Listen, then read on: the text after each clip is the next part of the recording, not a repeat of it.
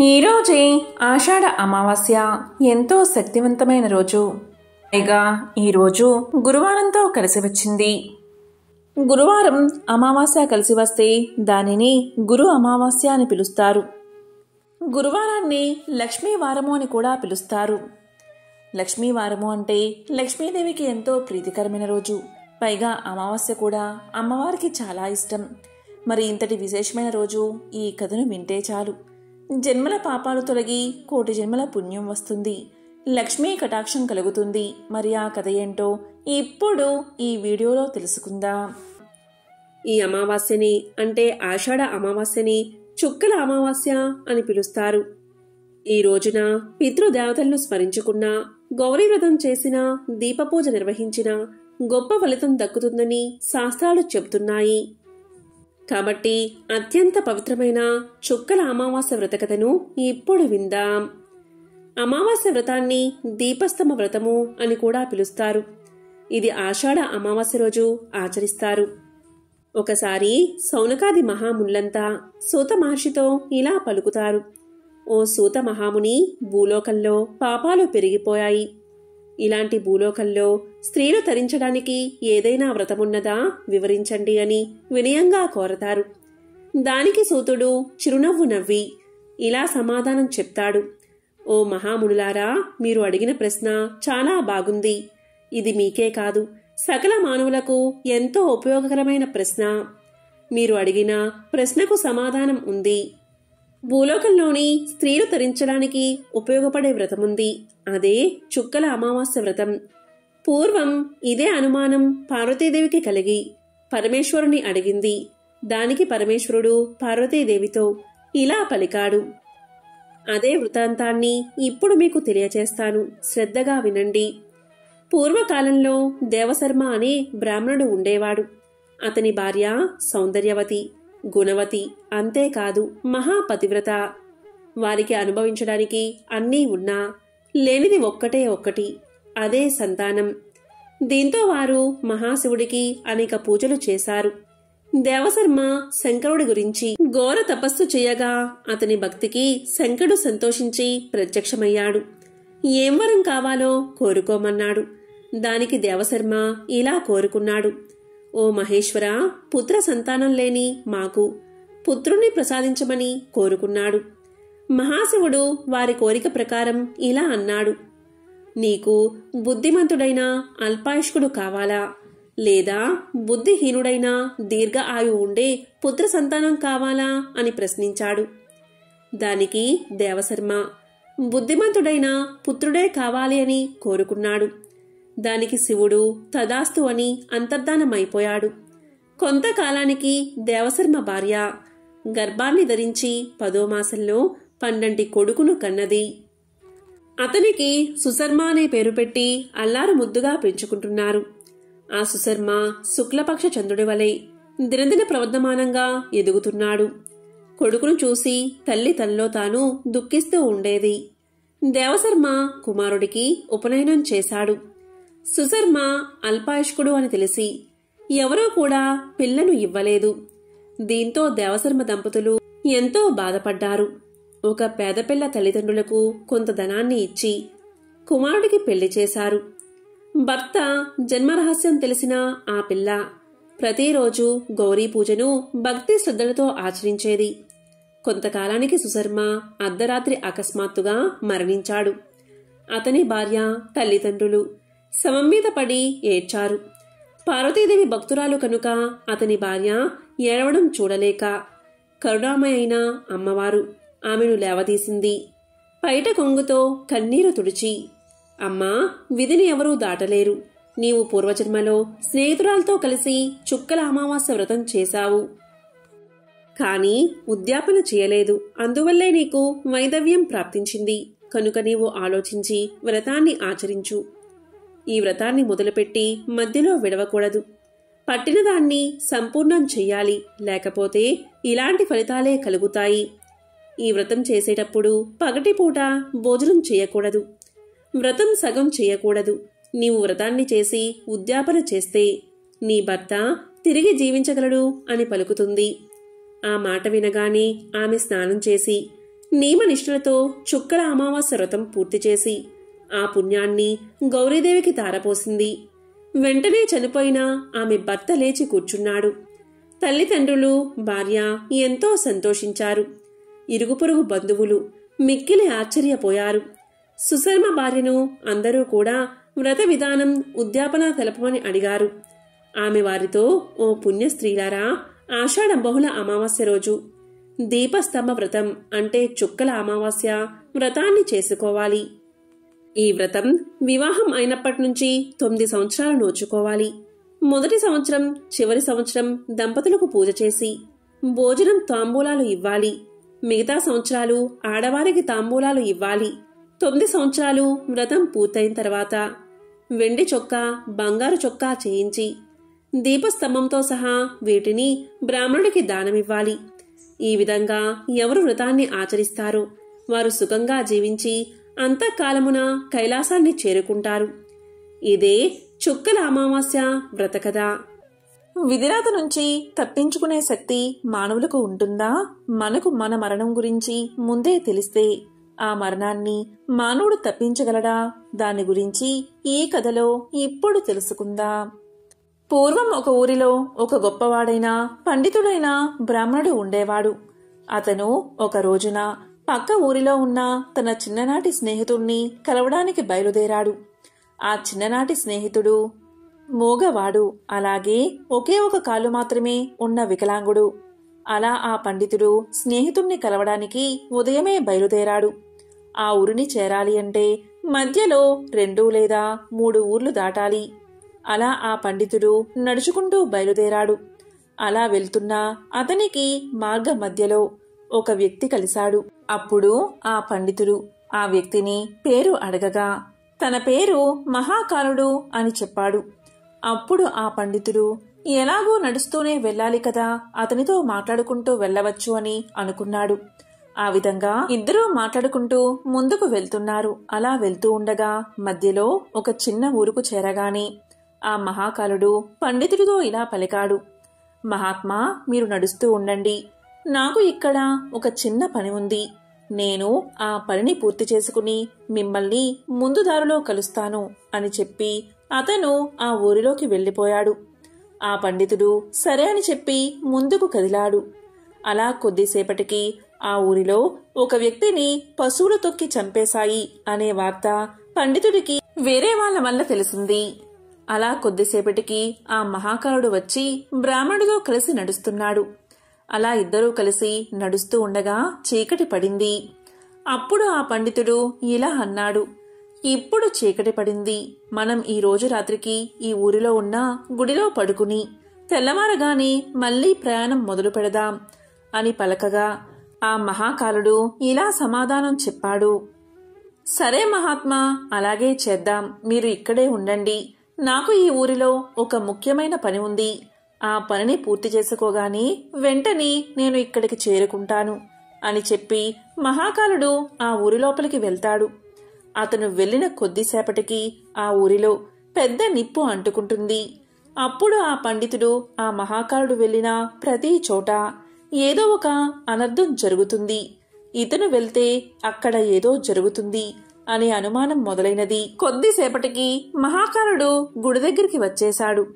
కాని పండితుడు మాత్రం మహాకాలుణ్ణి ఏమీ అడగలేదు. పొద్దున్న లేవగానే ఇద్దరూ ప్రయాణాన్ని ప్రారంభించారు. మళ్లీ కొద్ది దూరం వెళ్లగానే ఇంకొక ఊరికి చేరుకున్నారు. అప్పుడు ఆ మహాకాలుడు ఇలా అన్నాడు, మహాత్మా, మీరు ముందుకు నడుస్తూ ఉండండి. నాకు ఈ ఊరిలో ఒక చిన్న పని పడింది. అది ముగించుకుని నేను ముందు దారిలో మిమ్మల్ని కలుస్తాను అని చెప్పి అతను ఊరి లోపలికి వెళ్లిపోయాడు. కాని ఈసారి పండితుడు ముందుకు వెళ్లకుండా అక్కడే నిలబడి వేచి చూస్తున్నాడు. కొద్దిసేపటికి ఆ ఊరిలో ఒక వ్యక్తి పాముకాటుకు చనిపోయాడు అనే విషయం పండితుడి చెవున పడింది. ఈ మహాకాలుడు వెళ్లిన ప్రతి చోట ఏదో ఒక ప్రమాదం ఖచ్చితంగా జరుగుతుంది అనుకున్నాడు పండితుడు. ఇందులో ఏదో విషయముంది. అతను వచ్చిన తర్వాత అతన్ని అడిగి తెలుసుకోవాలి అనుకున్నాడు పండితుడు. కొద్దిసేపటికి మహాకాలుడు పండితుడి వద్దకు చేరుకున్నాడు. ఆ పండితుడు మహాకాలుడితో ఇలా అన్నాడు, చూడు, నేను నిన్ను గమనిస్తూనే ఉన్నాను. నీవు ఏ ఊరికి వెళ్ళినా నీవు వెళ్ళిన కొద్దిసేపటికే అక్కడ ఏదో ఒక ప్రమాదం జరుగుతుంది. ఎవరో ఒకరు మరణిస్తూనే ఉన్నారు. అసలు నువ్వు ఎవరు అని అడుగుతాడు.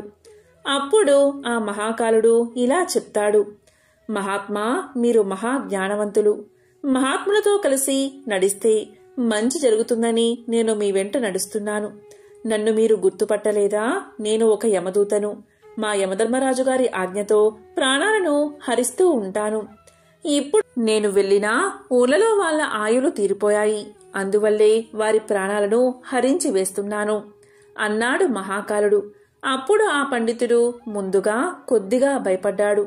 తరువాత ధైర్యం తెచ్చుకుని, నాయనా, నీవు నిజంగా యమదూతవే అయితే ఒక విషయం నాకు చెప్తావా? నీవు తర్వాత తీయబోయే ప్రాణం ఎవరిది అని అడుగుతాడు. అప్పుడు ఆ యమదూత ఇలా సమాధానం చెప్తాడు.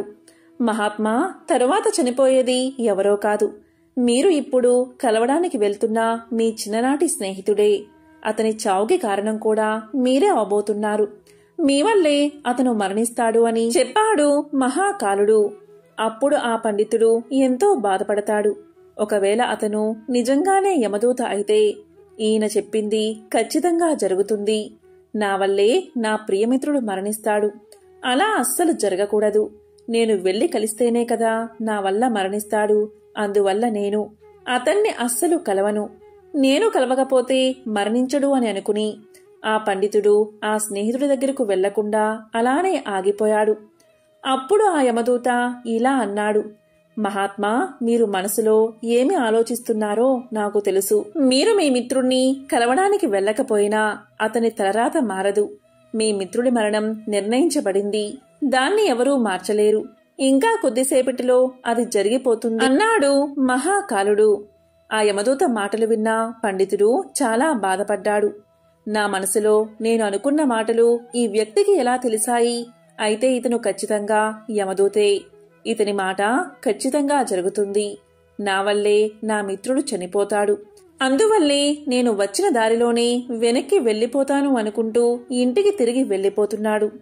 అలా వెనక్కి తిరిగి వెళ్తూ ఉండగా స్వయంగా తన వైపు వేగంగా రావడం చూశాడు. తన స్నేహితుడు చాలాసేపటి నుంచి తన వెంట వస్తున్నట్లుగా అనిపించింది. అతను వికలాంగుడు మరియు మగవాడు కావడం వల్ల పండితుణ్ణి చేరుకోలేకపోయాడు.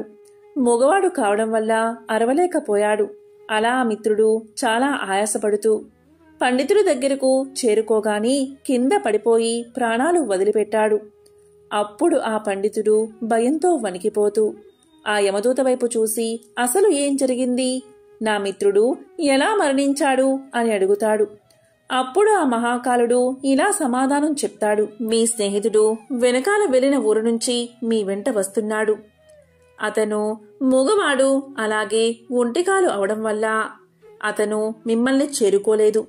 మిమ్మల్ని చేరుకోవడానికి తన శక్తిని మించి ప్రయత్నించాడు. అందువల్లే ఆయాసంతో గుండె ఆగిపోయి మరణించాడు. అతను మీ కారణంగానే మరణించాడు. మిమ్మల్ని కలవడానికే కదా వస్తుంది అంటూ సమాధానం చెప్పాడు మహాకాలుడు. అప్పుడు పండితుడు ఇలా పలికాడు. మృత్యువుని ఆపడం ఎవరి వల్ల కాదు.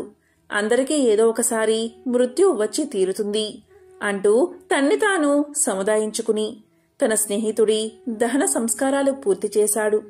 అప్పుడు ఆ పండితుడికి తన మృత్యువు గురించి తెలుసుకోవాలి అనే కోరిక కలిగింది. అప్పుడు ఆ పండితుడు ఇలా అన్నాడు. ఓ యమదూత, మరి నాకు మృత్యువు ఎప్పుడు వస్తుందో, ఎలా సంభవిస్తుందో చెప్పండి అని అడుగుతాడు. అప్పుడు ఆ యమదూత ఇలా అంటాడు. మహాత్మా, సాధారణ జీవులకు మృత్యువు గురించి ముందే తెలుసుకోవడం మంచిది కాదు.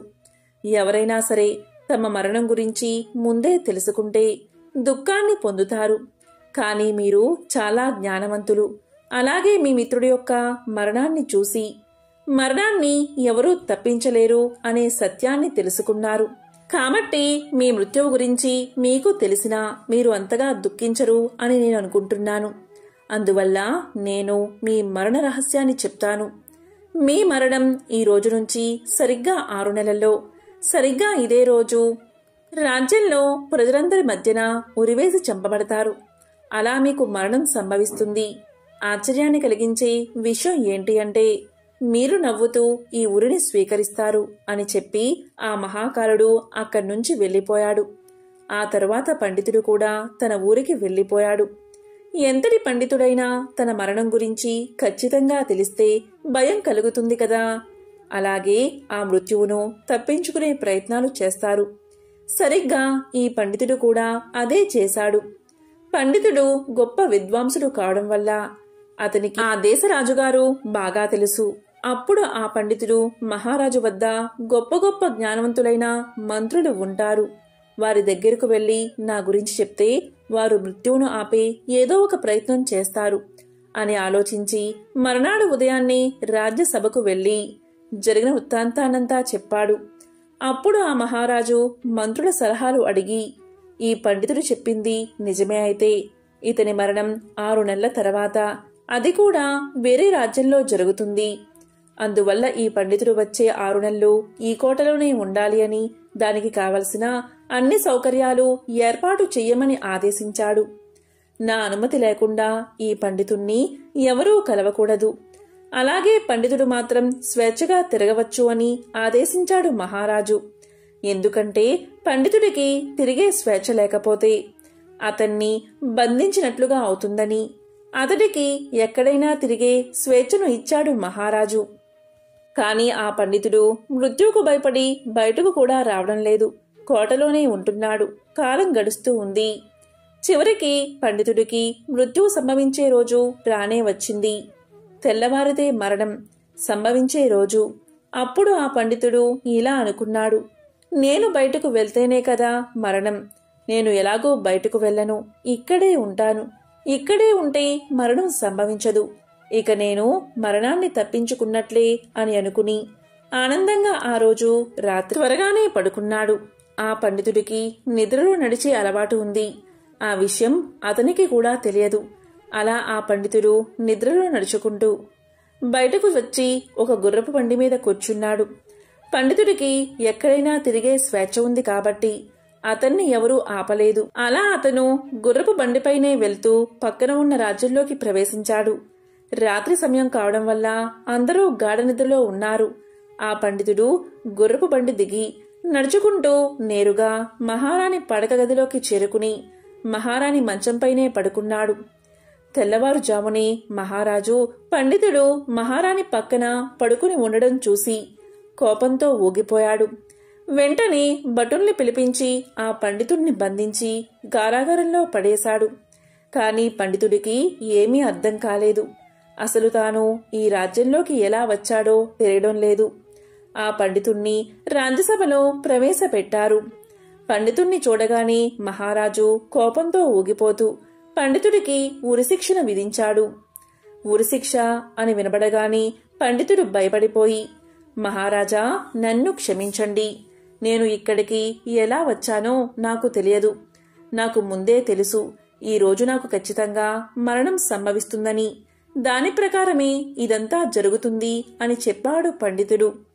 అప్పుడు ఆ మహారాజు ఇలా పలికాడు, ఏంటి, ఈరోజు నీకు మరణం సంభవిస్తుందని ముందే తెలుసా అని అడగ్గా అప్పుడు ఆ పండితుడు గత 6 నెలల నుంచి జరిగింది మొత్తం మహారాజుకు విన్నవించాడు. అది విన్న మహారాజుకు ఇదంతా నమ్మశక్యంగా లేకపోయినా ఆ పండితుడితో ఇలా అంటాడు, చూడు, నీవు చెప్పింది నిజమే అయితే, ఆ మహాకాలుడు చెప్పినట్లు నిజంగా జరిగితే నీ చావుకు నేను కారణం కావాలి అనుకోవడం లేదు. ఒకవేళ నీవు చెప్పేది అబద్ధమని తెలిస్తే నీకు ఈరోజు మరణశిక్ష తప్పదు అని చెప్పి పండితుణ్ణి ఆశ్రయించిన మహారాజు ఈ రాజుకు మంచి స్నేహితుడు కావడం వల్ల భటులతో ఒక లేఖను పంపించాడు. ఆ లేఖను తీసుకువెళ్లి భటులు సాయంత్రానికి తిరిగి వచ్చి, మహారాజా, ఈ పండితుడు చెప్పింది పూర్తిగా వాస్తవం. గత 6 నెలలుగా స్వయంగా ఆ మహారాజే ఇతనికి ఆశ్రయాన్ని కల్పిస్తున్నాడు. కాని ఇతను ఈ రాజ్యంలోకి ఎలా ప్రవేశించాడు అనేది మాత్రం ఎవరికీ తెలియదు. అందువల్ల ఇతనికి ఉరిశిక్ష వేయడం మంచిది కాదు అన్నారు. కాని ఇప్పుడు మహారాజా, పెద్ద సమస్య వచ్చింది. అది ఏంటి అంటే, మహారాజు ఏమీ ఆలోచించకుండా ఉరిశిక్ష విధించమని తీర్పు ఇచ్చాడు. ఉరి వేయకపోతే ఇతను ఇచ్చిన మాట తప్పుతుంది. అలా ఎప్పటికీ జరగకూడదు. ఒకవేళ ఉరేస్తే ఒక అమాయకుడు మరణిస్తాడు. పెద్ద సంకటలో పడిపోయాడు మహారాజు. అప్పుడు ఆ మహారాజు అందరి మంత్రులతో చర్చించి ఒక ఉపాయాన్ని ఆలోచించారు. అప్పుడు మంత్రులు ఇలా పలికారు: మహారాజా, మనం ఈ పండితుడికి సన్నని ఒక చిన్న దారంతో ఉరిశిక్షను అమలు చేద్దాం. అలా చేస్తే మీరు ఇచ్చిన తీర్పు అమలవుతుంది.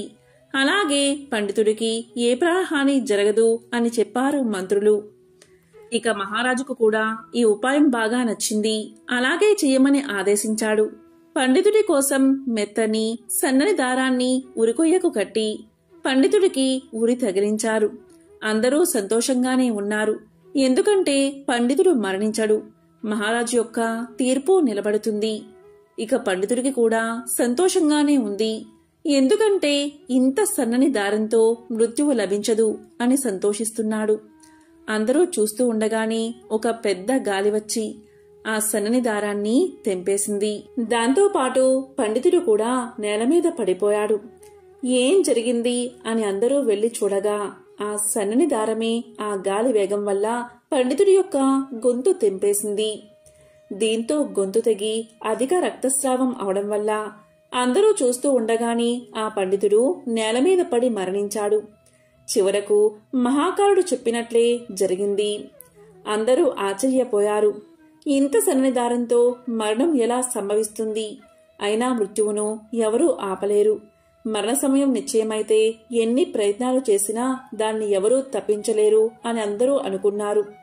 ఆ పండితుడికి తన మరణం గురించి ముందే తెలిసి ఉండకపోతే ఈ 6 నెలలు దాక్కుని భయంతో జీవించేవాడు కాదు. ఎంతో సంతోషంతో 6 నెలలు జీవించేవాడు. అందుకే విధిరాతను ఎవరూ తప్పించలేరు. కాబట్టి పూర్వం కృతయుగంలో వంగా అను దేశంలో బబ్రు వాహనుడు అనే రాజు ఉండేవాడు. అతనిది విశాలమైన రాజ్యం. సమర్థవంతమైన పరిపాలనతో తన రాజ్యాన్ని శత్రువుల బారిన పడకుండా రక్షిస్తూ ధర్మ మార్గాన పాలన సాగిస్తూ ఉండేవాడు. అతని యుగం కృతయుగం అంటే సత్యయుగం కదా. భూమికి 4 దిక్కులా సత్యమే వర్ధిల్లేది. అలాంటి కాలంలో సత్యానికే పాఠాలు చెప్పే విధంగా పాలన సాగించేవాడు బబ్రు వాహనుడు. బబ్రు వాహనుడు అంటే అర్జునుడి కొడుకు కాదు, కేవలం పేరుకు మాత్రమే బబ్రు వాహనుడు. అతని కాలంలో రోగులు లేరు, పాపాత్ములు లేరు, దొంగలు లేరు, హంతకులు లేరు. అద్భుతమైన పాలన మాత్రమే ఉండేది. ఒకరోజు బబ్రువాహనుడు అడవికి వేటకు బయలుదేరాడు. 100 గుర్రాలపైన స్వారీ చేస్తూ వెంబడి 100 మిత్రులు, వందలాది మంది సైనికులు, వీరందరి అవసరాలు తీర్చే సేవకులు రాజును అనుసరించారు. అద్భుతమైన అట్టహాసం హడావిడితో వేట కొనసాగింది. ఎన్నో అడవి జంతువులను వేటాడుతూ ఆఖరికి ఒక లేడీపైన బాణం విసిరాడు బబ్రు వాహనుడు. ఆ లేడీ చాలా తిక్కలేడి. అది ఎంతగా గాయపడినా లెక్క చెయ్యక బాణపు వేగంతో పారిపోవడం మొదలుపెట్టింది. ఆ క్షణం రాజు ఒక సాధారణ వేటగాడిలా మారిపోయాడు. తన వెంట మిత్రులు ఉన్నారని, పరివారం ఉందని మరిచిపోయి తప్పించుకోబోతున్న లేడి వెంటపడి తాను కూడా వేగంగా పరిగెత్తాడు. చివరికి అడవిలో ఒంటరిగా మిగిలిపోయాడు. కాని ఎలాగోలాగా లేడిని పట్టుకోగలిగాడు. అయితే అందుకోసం చాలా సమయాన్ని కేటాయించాల్సి వచ్చింది. లేడి వెంట పరుగులు తీస్తున్నంతసేపు అతనికి ఆకలి దప్పికలు అర్థం కాలేదు. కాని లేడి చిక్కి లక్ష్యం పూర్తి కాగానే అతని ఆకలి దప్పికలు చుట్టుముట్టాయి. అంతసేపు లేడి కొరకు వేటాడిన రాజు ఆకలి దాహాలను తీర్చుకోవడం కోసం వెతుకులాట మొదలుపెట్టాడు. అదృష్టవశాత్తు అక్కడికి సమీపంలోనే ఒక సరస్సు కనబడింది.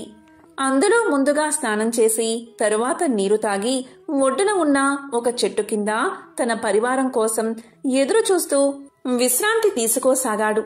అనుకోకుండానే రాజుకు నిద్ర ముంచుకు వచ్చి కనులు మూతపడసాగాయి. ఈలోగా సమీపంలో కలకలం వినబడింది. రాజు కలవరపడుతూ కళ్ళు తెరిచి చూశాడు. అతనికి సమీపంగా ఎదురుగా 100 ప్రేతాలతో కలిసి ప్రేత వాహనుడు అనే పేరుగల ప్రేతరాజు అక్కడికి వచ్చాడు. ప్రేతాలంటికి ఎముకలకు బిగుతుగా చర్మాన్ని అతికించినట్లుగా ఉన్నాయి. ఎక్కడా కూడా అంగుళం మందం మాంసమైనా లేదు. వాటి ఆకారాలు భయం గొలిపేలా ఉన్నాయి. ప్రేతాలు హఠాత్తుగా కనబడితే ఎవరికైనా భయం కలుగుతుంది. కాని అక్కడ ఉన్నది యుద్ధరంగంలో పరాక్రమాన్ని ప్రదర్శించే బబ్రువాహన మహారాజు. అందువల్ల ముందుగా కొంచెం కలవరం కలిగినా వెంటనే తన విల్లును అందుకుని ప్రేతాలపైకి ఎక్కుపెట్టాడు మహారాజు. కాని బాణం వదలకుండా వారితో ఇలా అన్నాడు, ఎవరు మీరంతా? ఇంత భయంకరంగా ఉన్నారు? ఎక్కడ్నుంచి వచ్చారు? మీ శరీర ఆకృతులు ఇంత వికృతంగా ఉన్నాయేమిటి అని అడిగాడు. అప్పుడు ప్రేతాల నాయకుడైన ప్రేత వాహనుడు రాజుతో ఇలా పలికాడు, మహారాజా, మీ దర్శన భాగ్యం వల్ల మాలో ప్రేతభావం నశించిపోయింది. మాకు ఉత్తమ గతులు ఇక లభించే తీరతాయి అన్నాడు. ప్రేత వాహనుడి మాటలు రాజుకు అర్థం కాలేదు. అదే విషయం రాజు ఇలా అన్నాడు, ఓ ప్రేతమా, నువ్వేమి మాట్లాడుతున్నావు? నాకు అర్థం కావడం లేదు. నాకు అర్థమయ్యేలా చెప్పు అన్నాడు. దానికి ప్రేతవాహనుడు ఇలా పలికాడు, రాజా, ఈ ప్రేతాలన్నీ ఒకప్పుడు మనుషులే, కాని చేసుకున్న పాపాల వల్ల ప్రేతాలుగా మారిపోయాయి. ఎవరికైతే అగ్ని సంస్కారం, శ్రాద్ధం, తర్పణం జరగవో వారంతా ప్రేతాలై తిరుగుతారు. అంతేకాదు, నమ్మక ద్రోహులు, పాపాలకు ప్రాయశ్చిత్తం చేసుకొనివారు, తాగుబోతులు, దొంగతనం చేసేవారు, ఈర్ష, అసూయ, ద్వేషాలతో కాలం గడిపేవారు, గురుపత్నిని చరిచినవారు, ఒకరి ఆస్తిని అన్యాయంగా లాక్కున్నవారు, పరుల సొమ్ముకు ఆశపడిన వారు మొదలైన తప్పుడు పనులు చేసేవారంతా ప్రేతాలుగా మారతారు. మేమంతా ఇలా వచ్చిన వారమే. రాజా, మాకు తిండి దొరకదు, నీరు దొరకదు. దీంతో మేము ఆకలి దప్పికతో అలమటించిపోతూ ఉంటాం. మాకు ఎవరు శ్రాద్ధం కాని పిండం కాని పెట్టరు. అందుకే మేము ఇలా మిగిలిపోయాము. ఇలా మిగిలిపోయిన వారికి రాజే అపరక్రియలు జరపాలి. అలా జరపడం వల్ల మేము ప్రేత రూపం నుండి విముక్తి పొందుతాం. అలాగే మీరు కూడా గొప్ప పుణ్యాన్ని సంపాదించుకుంటారు. రాజా, బతికి ఉన్నంతసేపు వీరు నావారు, వీరు నావారు అనుకుంటాం. కాని చివరకు ఎవరూ ఉండరు. కొడుకులు, భార్య, వీరు మన అవసరం కోసం, మన స్వార్థం కొరకు మన వల్ల పుట్టుకు వచ్చిన వారే. మనం వారి అవసరం తీర్చినంత కాలం వారి చేత గౌరవించబడతాము. తరువాత మన అవసరం ఉండదు. అప్పుడు వారి నుండి గౌరవం లభించదు. మనిషి చచ్చాక ధనం ఇంటి దగ్గరే ఉండిపోతుంది. బంధువులు శ్మశానం దగ్గర విడిపోతారు. శరీరం కాష్టం దగ్గర విడిపోతుంది. ఇక విడిపోయాక పరలోకం దాకా వచ్చేవి పాప పుణ్యాలే అని చెప్పాడు ప్రేత వాహనుడు. అప్పుడు బబ్రు వాహనుడు ఇలా పలికాడు, ఓ ప్రేతవాహన, చాలా తెలిసినవాడిలా మాట్లాడుతున్నావు. ఇంతకీ నీవు ఎవరు? నీవు మనిషిగా ఉన్నప్పుడు నీవు ఎవరు అని అడిగాడు. దానికి ప్రేతవాహనుడు ఇలా సమాధానం చెప్పాడు, ఓ రాజా, ప్రేతంగా మారడానికి ముందు నేను ఒక ధనికుడైన వైశ్యుణ్ణి. పేరు దేవదత్తుడు. నేను సన్మార్గంలో నడిచాను, దేవతారాధన చేశాను, తీర్థయాత్రలు తిరిగాను, దాన ధర్మాలు కూడా చేశాను. కాని నాకు అపరకర్మలు చేయడానికి మాత్రం ఎవరూ లేకుండా పోయారు. అందుకనే ఇలా ప్రేతానై తిరుగుతున్నాను. రాజా, ఒక దేశపు రాజు అన్ని వర్ణాల వారికి, అన్ని కులాల వారికి బంధువుడు అవుతాడని శాస్త్రాలు చెబుతున్నాయి. అందుకని నీవు మా అందరి కోసం అపర కర్మలు చేసి మాకు ముక్తిని కలిగించు అని చెప్పి తన వద్ద ఉన్న ఒక మణిని తీసి రాజుకు ఇవ్వబోయాడు ప్రేతవాహనుడు. అందుకు రాజు ఇలా పలికాడు, ఓ ప్రేతవాహన, నేను ఒక రాజుని. ఇతరుల నుండి దానాన్ని స్వీకరించను. మీకు అపరకర్మలు మాత్రం చేస్తాను. కాని ప్రేతవాహన, నాకిది చెప్పు, మా వంశస్థుల్లో ఎవరైనా ప్రేతదశలోనే ఉండిపోయారా? ఒకవేళ ఉండిపోతే ఆ విషయం నేను ఎలా తెలుసుకోవాలి? వారికి ముక్తిని ఎలా కలిగించాలి అని అడిగాడు. దానికి ప్రేతవాహనుడు ఇలా చెప్పాడు, రాజా, మీ వంశంలోని వారు ఎవరైనా ప్రేతత్వంలా మిగిలిపోయి ఉంటే మీకు కారణం లేకుండానే కొన్ని కష్టాలు వచ్చి పడతాయి. దాంపత్య జీవితంలో అపశృతులు ఏర్పడతాయి. భార్యాభర్తలు పూర్తిగా ఆరోగ్యంగా ఉన్నా కూడా వారికి పిల్లలు పుట్టరు. స్త్రీలకు నెలసరి సమస్యలు నిరంతరం కలుగుతాయి. యవ్వనంలోనే ఆత్మీయ బంధువులు మరణిస్తారు. నడి వయసులోని వారు అనుకోకుండా మరణిస్తారు. ఉన్నట్టుండి ఆదాయం తగ్గిపోతుంది. అనుకోని విధంగా ఇల్లు తగలబడిపోతుంది. ఇంట్లో ఎప్పుడూ గొడవలు జరుగుతూ ఉంటాయి. కావాలనే అపవాదులు వచ్చి మీద పడతాయి. తీవ్రమైన జబ్బులు వస్తాయి. వ్యాపారం చక్కగా చేస్తున్నా కూడా లాభాలు మాత్రం రావు. వర్షాలు బాగా కురిసినా కూడా పంట చేతికి రాదు. ఇంటి ఇల్లాలే శత్రువులా తిరగబడుతుంది. కాబట్టి రాజా, ఇలాంటివి జరుగుతాయి. ఇవన్నీ అపారకర్మ చేయనందువల్ల ఆకలి బాధతో తిరిగే ప్రేతాల వల్లే జరుగుతాయి. కాబట్టి మన వంశం వారు ఎవరైనా ప్రేతాల్లా మారి తిరుగుతున్నారా అని ఇలా గుర్తించవచ్చు అని చెప్పాడు ప్రేత వాహనుడు. ఇదంతా విన్న తర్వాత బబ్రువాహన మహారాజు తన నగరానికి వెళ్లి ప్రేతాల విముక్తి కోసం శ్రాద్ధ అపరకర్మలు చేయించాడు. అంతటితో ప్రేత వాహనుడికి, అతనితో ఉన్న ప్రేతాలకు విముక్తి కలిగింది. వారంతా ఎంతో సంతోషంగా స్వర్గాన్ని చేరుకున్నారు. ఇది గరుడ పురాణంలోని కథ. ఓం నమో నారాయణాయ. ఓం నమః శివాయ. ఓం శ్రీ మాత్రే నమః.